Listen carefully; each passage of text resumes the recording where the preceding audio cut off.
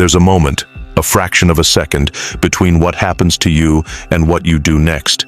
Most people never see it. They skip right past it. Something triggers them, an insult, a delay, a failure, and they snap. They yell, they spiral. They make decisions they later regret, then wonder why their life feels like chaos. But that moment, that tiny space between stimulus and response, that's everything. The Stoics saw this clearly. Epictetus taught that it's not events that disturb us, but our judgments about them. Marcus Aurelius wrote that the obstacle is not the event itself, but how we perceive it. In other words, your life isn't shaped by what happens. It's shaped by how you react. And if you never learn to control your reactions, they will quietly destroy everything. Your focus, your relationships, your potential. That's the hard truth no one teaches. You're not failing because of circumstances. You're failing because you keep surrendering your power in the heat of the moment. You keep giving your emotions the keys and wonder why the car crashes every time. But here's the good news. That moment between the trigger and your response, it can be widened, strengthened, owned. That's what the Stoics trained for. They didn't seek to control the world.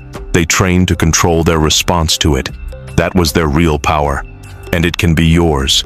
This is your reset, not through motivation, through mastery of the one thing you always control, your response. Most people go through life as emotional slaves. They're not living. They're reacting. One rude message ruins their day. One traffic jam destroys their focus. One piece of criticism shatters their self-worth. Why? Because they never learned to build a buffer, a gap, a moment of mastery between what happens and what they do about it. This isn't about pretending to be calm. It's about building the kind of calm that can't be shaken. The Stoics called it ataraxia, a state of untroubled stillness. But don't confuse stillness with passivity. This is active control. It's the ability to pause, breathe, step back, and ask, what is this situation asking from me? Not emotionally, rationally, with clarity. Seneca said, anger, an acid that does more harm to the vessel in which it is stored than to anything on which it is poured. That's true for any reaction. When you explode, you feel powerful for a second. Then it costs you everything. Relationships, focus, respect, clarity. You regret, you retreat. And the worst part, you reinforce the habit. You teach your brain, reaction equals relief, even when it ruins you. But you're not that person anymore. Not if you're still watching this. Not if you're serious about building a different response system. You don't need to suppress your feelings. You need to own them. And owning them doesn't mean bottling them up. It means channeling them into aligned action, controlled, composed, stoic. And the first step? Awareness. You cannot change what you refuse to notice. So today, you watch yourself, your triggers, your reactions, not to judge them, to study them. Because from awareness comes leverage, and from leverage comes change.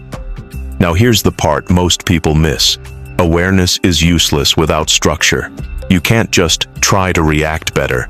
You need a system, something you repeat, something that turns control into a reflex.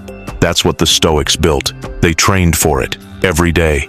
Not with affirmations, with frameworks, rituals, questions. Like this one, what part of this is under my control? You ask it in the pause, right after the trigger. You ask it instead of lashing out. You ask it instead of spiraling. And the answer?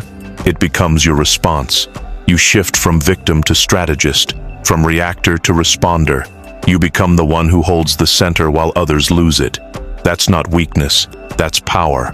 The kind of power no one can take from you, because no one gave it to you in the first place. And listen, if you've made it this far, that means this message hit something in you. That part of you that's done with regret, done with drama, done with being hijacked by emotions that don't deserve your energy.